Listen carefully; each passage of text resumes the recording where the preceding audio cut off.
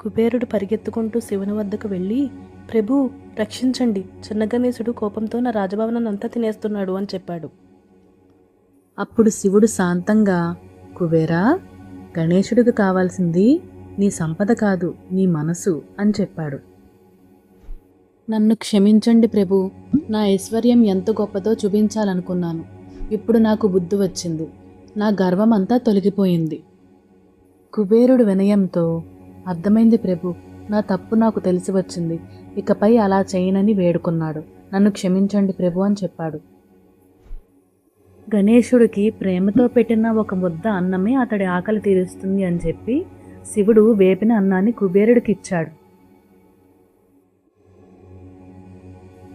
ప్రేమతో అన్నం పెట్టగానే గణేశుడు తృప్తి చెందాడు. అప్పుడే కుబేరుడికి అర్థమైంది, సంపద చూపించడం కాదు, మంచి మనసే నిజమైన ఐశ్వర్యం అని.